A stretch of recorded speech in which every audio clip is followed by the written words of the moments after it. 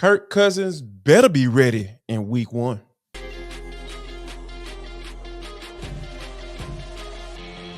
This is Locked On Sports Atlanta, and it's time for the Atlanta Football Party, only on Locked On Podcast Network, your team every day. Welcome into the Atlanta Football Party, your home for the best Atlanta Falcons football talk. It's local insight you can't get anywhere but right here at Locked On. I'm your host, Tenitra Batiste, and joining me are Jarvis Davis, Aaron Freeman, and Tori McElhaney. This episode of our show is brought to you by FanDuel. Make every moment more. Right now, new customers get $150 in bonus bets with any winning $5 bet. That's $150 with any winning $5 bet. Visit FanDuel.com/LockedOn to get started. And of course, our Atlanta Football Party is part of the Locked On Podcast Network, your team every day. So rookie mini camp commenced this past weekend. We're going to talk about that and get some intriguing comments and conversation from Raheem Morris, not just about QB2, but also about where he thinks there might be some possibility for this particular class as it relates to the Falcons pass rush. Also, one of our rookies talked about his favorite pastime, and we're going to talk about how we might like to spend that pastime with him or doing a little something else with him. But first things first, of course, like we said, we're going to take you up to Flowery Branch and talk a little bit about, you guessed it, not just rookie minicamp, but also some conversations about the extension of that. That said, Jarvis, okay, let's get it going. The Falcons, with coaches, with players, rookie minicamp, and us, the media. It was cool because that was our first opportunity to kind of hear from Raheem Morris in a few weeks. And also, I think one of the more important things was we kind of talked about certain aspects of preparing for rookie minicamps and just OTAs in general, and kind of our thoughts. Had a chance to hear from Raheem. Started off talking about Kirk Cousins. He said, hey, he's improving every day. He is doing everything in phase 2 of OTAs. He's been throwing. He's been full go. He's limited on the amount of what he's doing, but not necessarily on what he's doing. So for you, JD, does that make you confident that Cousins is continuing to progress toward that week 1 start? Yeah, I'm glad you phrased the question that way. Week 1, yes. I feel, I don't know why, I just feel in my gut that, he might be a little slow to get started on, when it comes training camp and everything like that. It might be some extra precaution being taken, whether it be, as far as reps goes and, live reps, whatever, because, whatever can happen. And he even mentioned it, as far as like guys falling around his legs and all that stuff when he was talking about, the OTAs and the mandatory minutes that are coming up for Kirk. So I feel like it was definitely good to hear and hear him say that. He's pretty much full go.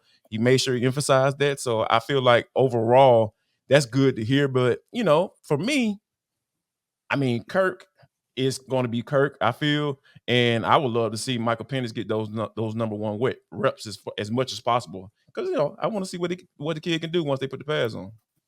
Indeed. And what about you, Aaron, just in terms of the comments that came back from Raheem Morris and even some of those videos that we saw last week that people were seeing a little intrigued by? Do you feel confident that Kirk Cousins is indeed going to be ready for that week 1 start? Yeah, I feel pretty confident at this point in time. I kind of, when the Falcons signed him, it was they'll probably hold him until training camp and then we'll see him sort of full go. And I know Kirk came in and said his time frame is to try to sort of get on the field more in June before they break for training camp. And it seems like he's potentially on track for that. Obviously, Raheem sort of talked about how they're going to probably slow him down a little bit so that they can make sure he's ready to go week 1. But all signs seem to indicate that whatever time frame you thought Kirk Cousins should be on, he is on. Yeah, and I like that too. And Tori, kind of my favorite part of what Raheem said was it's not that they're limited on the amount of what he's doing. He's limited on the amount of what he's doing, not necessarily on what he's doing. I thought that was very encouraging as well.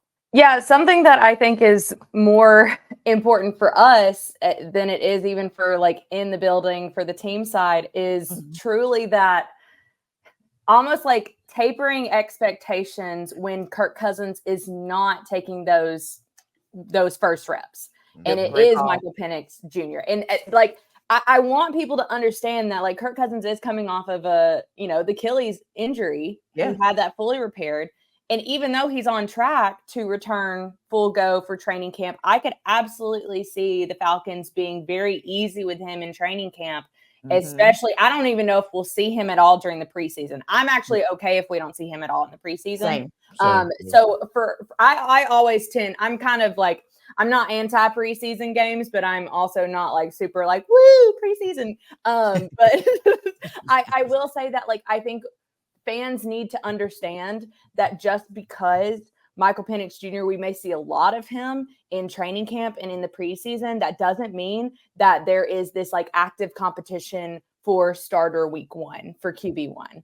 And I think that the Falcons have made it more than clear that Michael Penix Jr. is not QB1. And I think being able to taper expectations, I know that's going to be hard. And I'm saying this, and I'm going to literally week 1 of training camp, when Kirk Cousins is only throwing against air and he's not in live pockets and everybody's like up in arms about, oh, Michael Penix Jr. has beat him out. Like, I'm going to have to say this over and over again. But mark it May 13th. At 10:21 a.m. when I'm speaking this, like, don't get your hopes up if you're a big like Michael Penix Jr. fan. Like, don't. Like, it's truly like give it time. If you don't see Kirk Cousins right away in live reps, like, it's not like he's not going to be QB1 week 1. Yeah, and I think that's a great call because, again, we kind of know this fan base and we know that it is our responsibility, Aaron, Tori, Jarvis, to be their voice of reason. So we need to keep being their voice of reason to help them to get to week 1 because, people, it's going to be okay. I agree with you. And I think we saw that kind of referencing baseball.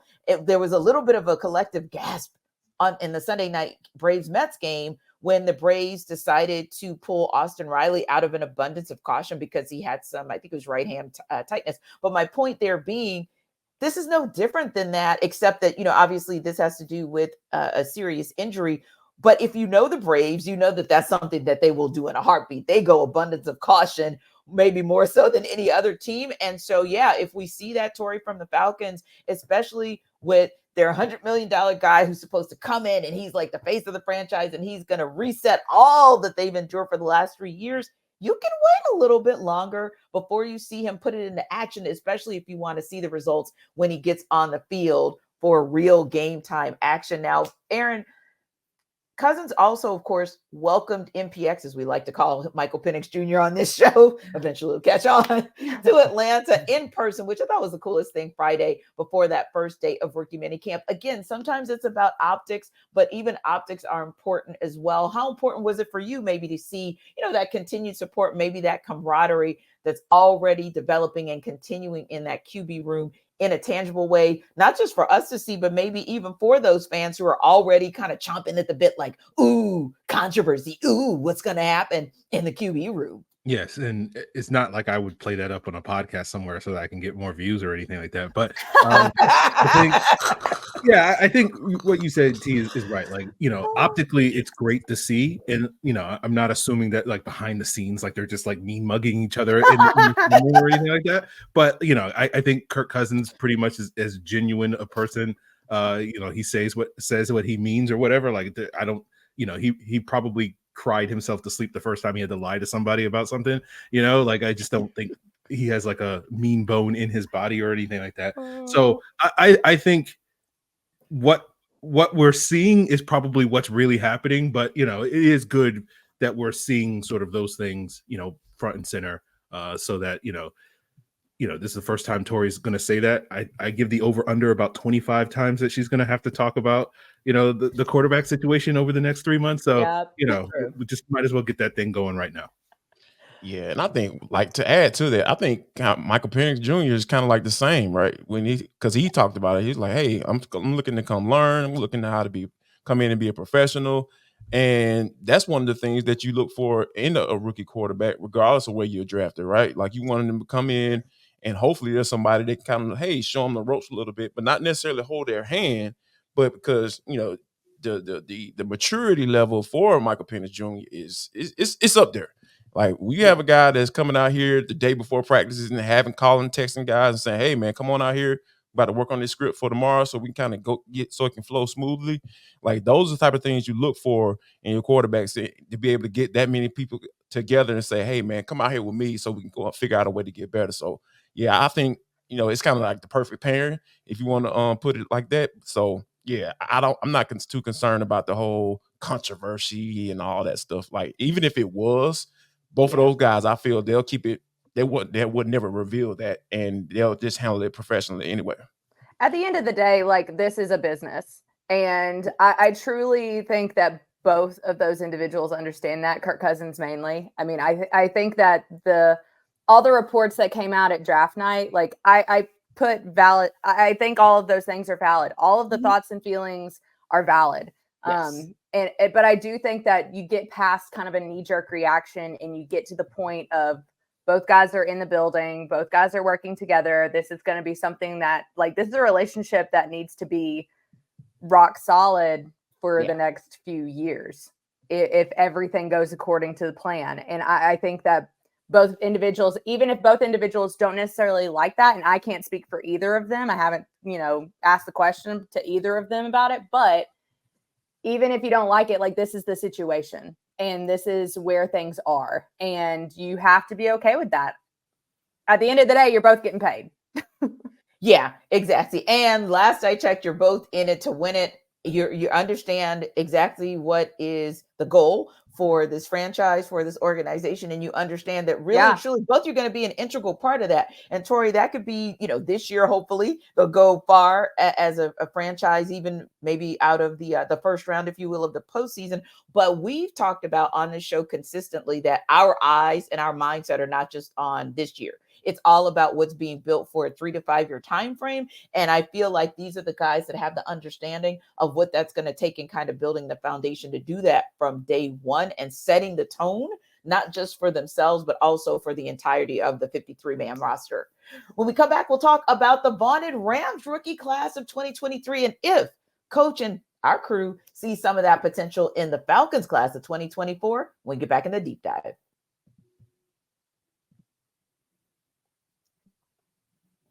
This episode of our Atlanta Football Party is brought to you by eBay Motors. Passion, drive, patience. It's the formula for winning championships, and it's also what keeps your ride or die alive. eBay Motors has everything you need to maintain your vehicle and level it up to peak performance. Superchargers, roof racks, exhaust kits, and some really cool seat covers even. That's what you're going to need, whether it's power, whether it's speed, or in that case, whether it's style. eBay Motors has you covered with over 122 million parts for your number one ride or die. You'll always find exactly what you're looking for, and with eBay Guaranteed Fit, your part is guaranteed to fit your ride or die every time or your money back. Because with eBay Motors, you're burning rubber, not cash. With all the parts you need at the prices you want, it's easy to make your car the MVP and bring home huge wins, just like we're expecting the Falcons to do in this 2024 season. So keep your ride or die alive at ebaymotors.com. Eligible items only. Exclusions do apply, and eBay Guaranteed Fit is only available to U.S. customers.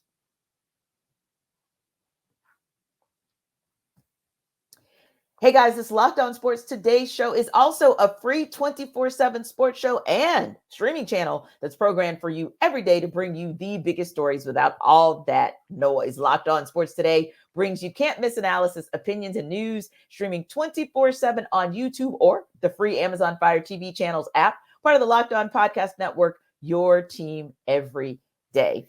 So Raheem Morris intrigued us with his answer to a question about the pass rush. Again, when we met with him as media on Friday, he said, we're not there yet. And then he talked about Kobe, Turner and Brian Young and what he said in the 2023 rookie class about that, the Rams class rather, and how that allows him to maybe see and kind of look for certain things in this particular draft class. And with so much kind of attention paid on the Falcons pass rush, will it become a thing? Won't it become a thing, Tori? What do you think about Coach Ra's comments and maybe how he's viewing the potential pass rushers from this Falcons draft class? I think it's incredibly realistic because they don't have the pads on. They are just going against air. You have no idea what it's going to look like come September, October.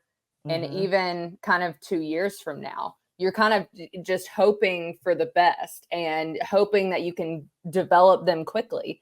I think that's something too, that the more and more I talk to scouts and guys in the front office, and I know Dwan Jones said this to me when we were having our like coffee conversation a month ago before the draft. He was talking about someone like AK and how they always knew that it was going to be a developmental type of route for someone like AK. And I think a lot of times we don't give time to some of these pass rushers, or honestly any player. Like, we live in this kind of like instantaneous gratification type of society, and when someone takes 2 or 3 years to get to the point of where they need to be, or where they are in terms of like production, it kind of is a little bit of a, well, dang, they didn't pan out if they weren't, lighting the league on fire in their very first year. So I think that what Raheem is saying is like, no, we're not there yet, but we understand that it's our job as coaches and their job as players to get to that point. Now, does that take 6 months? And we're talking about these guys in November being like, oh, like this is great and the production's there. That's what you hope, but that's not like, if it's not that way, it's not the end all be all. You still have guys that you, as veterans, Grady Jarrett, David Onyemata, Lorenzo Carter, that you hope can kind of be that production or a portion of that production until you get those guys going. So again, I think it's pretty realistic. Tori, and I'll say this, if Jarvis, I just wanted to chime in only just because Tori said something that was exactly on my mind.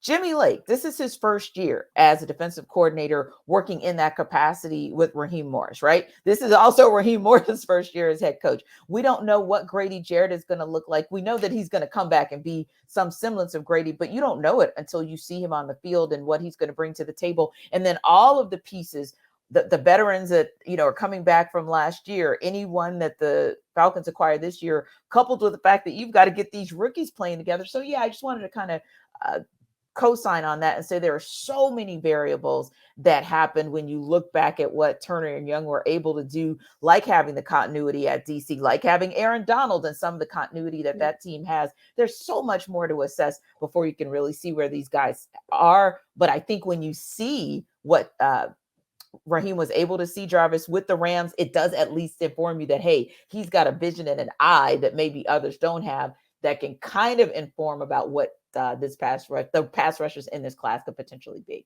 Yeah, I think one of the cool things about this whole process, it's multiple guys, right? Because the thing about AK, when he came in, everybody was looking at him like, all right, man, you drafted in the second round. It's all on you. Go. That is a lot of pressure, being a second round pick. And some people, at the time, people felt like, hey, he looked overdrafted, may have overdrafted him a little bit. They traded up to get him and everything like that. So I love the idea. And I was just talking with Aaron about this before we got started. Like, you got 4 guys potentially that can come in and produce for you. And I was saying, like, if 2 of those guys hit, that is an absolute win for Terry Fontenot, because you got Ruke, Bralen, Brandon, and Zion. Those guys, that's 4 guys. So if you're coming in and all those guys are versatile, right? They can play inside, outside. Zion, I was talking to him about, playing that nose spot. That was obviously something he has done at Georgia. And I think that can be his pathway to play, right? If he can kind of, embrace that role. So I think overall, it's going to be really cool to see if you taking like 4 dudes and saying, hey, man, y'all all together. But guess what? Y'all going to be competing for snaps. And we're going to see what it looks like when those pads get put on. I cannot wait, because it's multiple guys that can come in and be productive. And you're not, all that pressure isn't on just one person to come in, hey, and be our savior, please, and get 12, 14 sacks for us. Versus, hey, if 2 of y'all can get us 5 or 6 sacks in your rookie year, hey, we'll be okay. And everybody be saying, oh, man, it was a great draft, And they want to be like, oh, man, this man got another doggone bust, So I just love how they did that. And I think that, at least 2 of those guys got to hit. We'll see. Yeah. What about you, Aaron? Yeah, it's interesting because we were talking about, Kirk coming back from his injury and Michael Penix getting more reps because of that. And you have Grady Jarrett coming back from his injury and David Onyemata. And I'm sure they'll probably keep those guys on the pitch count because they're going to be playing probably every third down this year as sort of the two sort of lead guys in the pass rush. And so there's going to be a lot of opportunities for a lot of these young players, not only the 4 rookies that the Falcons added on the D-line, Zach Harrison, D'Angelo Malone, Arnold Ebiketie.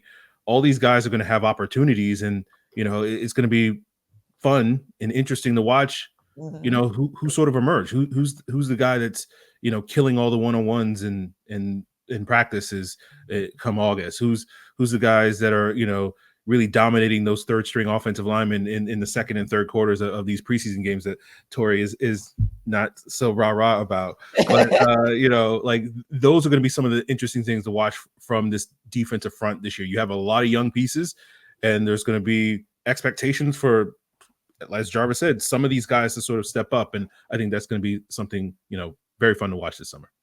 Yeah, I think so too. And I think another thing that was exciting and encouraging and we'll say fun to watch this summer is what we see out of Kyle Pitts. We talked about this last week, but we talked about it before. Raheem Morris had an opportunity to speak on it. And Tori posed this question to Coach Ra as we were wrapping up the press conference. She asked a little bit about the picking up of Kyle Pitts' fifth-year option. And we had a chance to kind of get Raheem's thoughts on Kyle. And he said, quote, "Getting a healthy Kyle Pitts back gives you a very dynamic player that we believe in a lot, hence the picking up his option for hopefully our immediate and long-term future. Hopefully myself, along with all of our coaches, we can go get the best version of Kyle Pitts because that will be really good for all of us." So Tori, I ask you for reaction from what Coach Ross said, but also, what do you think about what he had to say, what the possible plan is, not just for Pitts this season, but I think just some encouragement for where they think they could go with him beyond? Yeah, I think that there is this confidence that the Kyle Pitts that they are getting in 2024 looks more like the Kyle Pitts out of his rookie year for a lot of reasons. I mean, you got to talk about the quarterback situation. True. Finally having consistency, someone who can get the ball in his hands. It's almost as much up to Kyle to get himself in position and to find that separation as it is for Kirk Cousins to get the ball in his hands. I think it was a little bit flipped. You felt like Kyle Pitts could have probably was in position a lot of the times to make a play, but the ball didn't necessarily hit his catch radius over the last 2 years. And I think that makes a difference. I really do. And obviously when Marcus Mariota was under center, it was more of a run first type of offense and didn't have very many opportunities downfield for Kyle Pitts. So all of that to say, I do think that there is this hope that you're going to see a Kyle Pitts of old, if you will. And I think that's when they're talking about like long-term future. I mean, he's here for another 2 years. You pick up his fifth-year option. So that in and of itself is a little bit more longer term than it is in the short term. Because in NFL terms, I always think short term is like 3 months. But just because of the way this league is. But for Kyle Pitts, this is such a huge year for him. This is the linchpin year, I think, for what happens with him in the next 3 to 4 years.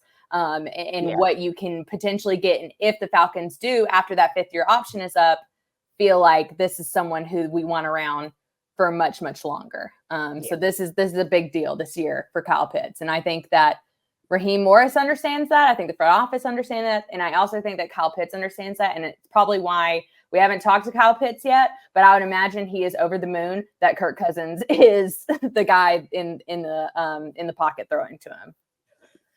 Yeah. And I think Tori nailed it.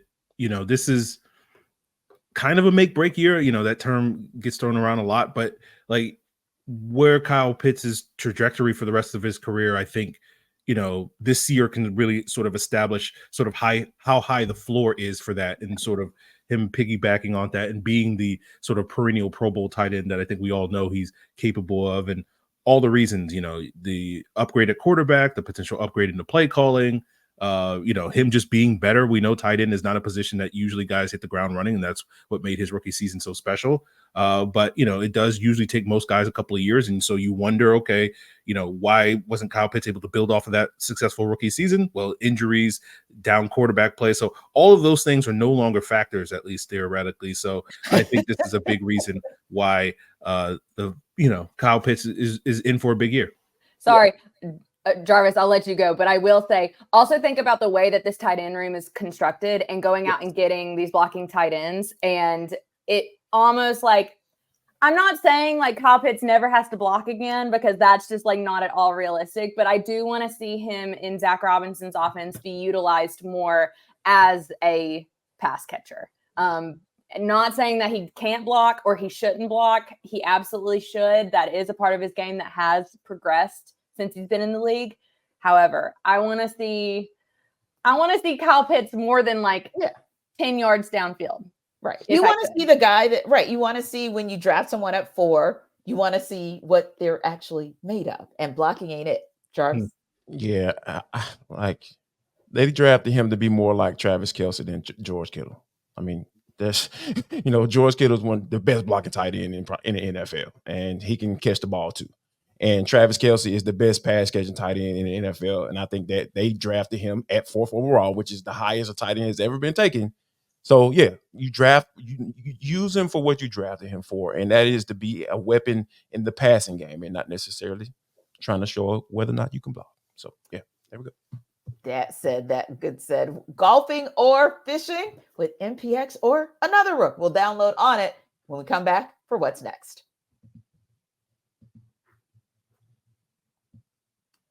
This episode of our Atlanta Football Party is also brought to you by FanDuel. It is winner take all time in the NBA and NHL, and FanDuel's giving you a shot to bring home a big win of your own. Right now, new customers get $150 in bonus bets with any winning $5 bet. That's $150 to bet on spreads, money lines, player props, and more. So you visit FanDuel.com/lockedon, and you can make every playoff shot count. So whether that's the NBA or the NHL, both of those leagues are knee deep in the second round now. Some of those series are kind of coming to a close sooner rather than later, but there's still plenty of time to bet. And then, of course, when those teams move on and those franchises move on to the conference finals and, of course, the Stanley Cup or the NBA finals. So you can visit FanDuel.com/lockedon. Make every playoff shot count. It's $150.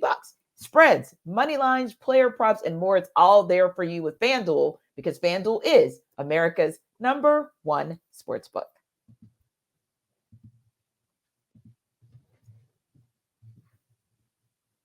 All right, guys. So I'm going to have a little fun with this because, you talk about, we'll do a quick rapid fire fun one, and then we'll do another rapid fire fun one before we share some news from the Atlanta Falcons family. Now, with the draft picks, the undrafted free agent class, Falcons invited 13 tryout players to rookie minicamp Friday, also had 9 veterans participating in minicamp. Was there anybody that you saw or anything that came out of those workouts, Jarvis, that you would say, that kind of impressed? Isaiah Bowden, the wide receivers a little. People think I'm downplaying them or talking about them and making fun of them when I say this, like the little cockroach wide receiver out of Southern Utah, 5'7". Try to keep straight face. Yeah. I'm saying, think about, just look at how he plays, how those guys play the game, and you understand, Can we maybe call him Tink Tink versus Cockroach? Can we go with Tink Tink? I mean, no. Okay. Oh my Lord, look we're at the going off the cockroaches when you rails. turn the light on, T. Come on now. Tori, don't do it. Tori, why is everybody face palming? Tori, save him like you always do. Save him. Aaron, save him. I don't care. Digging deeper. Okay, double down, Jarvis. He runs a 4.3. Right. He's super fast. He's super agile. Yeah. Can we say cockroaches are agile and fast? Come on now. Y'all ain't had no cockroaches in y'all house growing up? Oh, God. Tink Tink's fast. Tori? Oh, okay. I'm going to go. I kind of liked Bradley and I from Utah. He was the defensive lineman from Utah. liked his build, just seeing him in person. I was intrigued by him. And then of course, just like always, you can never have too much depth at the line of scrimmage. And I especially with some of those interior guys. So I really liked him. I also really liked, what was his name? It was a weird name. The guy from Arizona, he was a safety. It was like Cruikshank. I liked him too. Not that, again, like you can never have too many people in the secondary that you like. True. Absolutely true, especially because we've kind of seen what it's looked like with, the corner is still a, kind of an up in the air type of room that there still needs to be help for. But yeah, we've seen what that DP room has experienced injury wise over the last couple of seasons. So yeah, you can never have enough of them. And what about you, Free? Was there anybody that you said, kind of like what I'm seeing there, or like what I'm hearing there? Well, before Jarvis went on his whole cockroach thing, I thought he was going to bring up the cornerback Jaden Price from North Dakota State, because Jarvis was a big Cooper DeJean fan and he wanted the Falcons to draft him. And then, we got the undrafted version of Cooper DeJean, a Caucasian cornerback, right, from a powerhouse school in the Midwest that also returns punts and kicks. Like, let's do it. Am I describing Cooper DeJean, or am I describing North Dakota State's Jaden Price? We'll find out in training camp. So he's the guy that's intriguing me. I love it. I love it. So speaking of intrigue, now you guys can see and tell from our podcast that Aaron is kind of our stately guy. He's kind of a quiet, low-key guy. So sometimes I throw these questions out to kind of learn more about our guy, Aaron Freeman. So Free, I'm starting with you on the question about golfing or fishing, where Michael Penix Jr. kind of laughed, saying that some guys on the team kind of like golf, when he was asked about some things that they do together to kind of build camaraderie. And he's got to find the guys who actually want to go fishing. So first question for you is, do you prefer fishing or golfing? And then the second chance is, now that we've had a chance to hear from most of the rookies Friday, we know that McClellan was out because of a pre-draft injury, but we heard from most of them. And my question secondly would be, who would you like to go golfing or fishing with? Well, I'm a fishing guy. I used to go fishing when I was a kid. I haven't gone in a long time. I've been wanting to get back out there and do it. Not really a golf guy. I enjoy the golf carts and driving around, and usually the conversation and the drinking, but like the actual getting out there and swinging the club, like, no, I don't care. No, about thank that. you. Like, so who would I like to go fishing with? We just talking about on the Falcons? Yep. Just the Falcons. Just rookie class, or are we talking anybody? You know what? I'm going to be liberal, and I'm going to be giving Tori anybody. Any Falcon. I'll give Ruke some love, right? Because like fishing, I knew you were going to say Ruke. Yes, Ruke would be hilarious. Just like, he's hilarious. Yeah. Not do anything. Like, so you just need someone to pass the time away, and so Ruke seems the most interesting guy to try to do that. I love it. I love it. Okay, Jarvis, keep it clean. Stay focused. Golfing, go back in school again. Because I feel like I have to get you back in check, man. All right, so this is going to be an obvious answer. So I feel like Michael Penix Jr., I would love to see him on a golf course, because he seems like the type of guy, I'm into golf. I don't play as much as I would like to, because I have 2 small children, but I feel like he would be cool to play with on a golf course, because if we're walking up to the tee, I probably got a good idea that he's probably going to hit it off the tee probably a lot farther than me, and that's going to make me feel some type of way.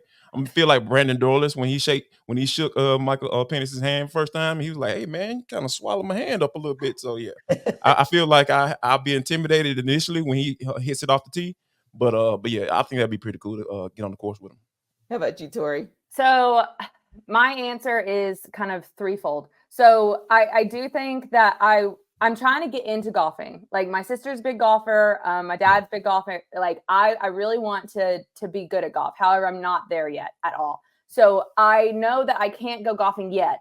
One day, give me like 6 months to like get my game going a little bit, and maybe I could go golfing with some guys. So I'll go with fishing right now, but I also would like to add that I would love to go bowling with Tyler Algier. I know that's not an option, But No, it is. I'm adding it as an option because him and Darnell Mooney specifically, like they're big bowlers. And I would love to go bowling with them. I would love to see kind of like their expertise in bowling. And bowling is, I think, a lot more fun than golf and fishing, just personally. Well, I know, right? So now that makes me think, Tori, who would I want to go skiing with? But that's right, yeah. We're gonna that's my favorite sport. That's my favorite thing to do in the world. So that's what I thought. But I'll go with fishing much for the same reason that Free said, which is when I was a kid, I'd go all the time, but I also think I had no depth perception. So I did not know how deep the bayou was, and I didn't know how nasty it was and how I could get my like feet caught in everything and snakes and gators and all that stuff. So I don't go anymore because I know too much now. But if I were still going fishing, as you guys know, my favorite position group is O-line because they're cerebral. They're the thinkers. They got to be the ones who are always mentally a step or two or three ahead of things. So I would love to go with Jake Matthews because I would want to hear all the fun stories as we're waiting for, the fish to take the bait. I'd want to hear all the fun stories about that entire family. Because it's not just about him, it's about the whole progression, about how they approach football, especially from the offensive line perspective. That would be my guy because I would just want to hear about that entirety of the Matthews dynasty. But listen, speaking of a family that has done so well and a family that is a part of the football lexicon, we just want to extend our sincere condolences to our Falcons assistant general manager, Kyle Smith, and his family. Kyle's dad, executive and former San Diego Chargers GM AJ Smith, lost his battle with cancer, prostate cancer, on Sunday. The family announced he battled for 7 years and lost his battle at the age of 75, a hard-fought battle indeed. And we just want to send thoughts and prayers, love and light to their family from the Atlanta Football Party family and the Locked On Sports Atlanta family as well. As always, we appreciate you guys for stopping by our football party because this is the best Atlanta Falcons football talk. Be sure to like and subscribe to our YouTube channel, and we are free and available wherever you download your podcast. Don't forget to take care of your health, my guys. Make sure that you get all of your tests and you stay ahead of the game and take care of not just your physical, but your mental. We'll see you tomorrow on the Atlanta Football Party, our Dogs edition. Take care.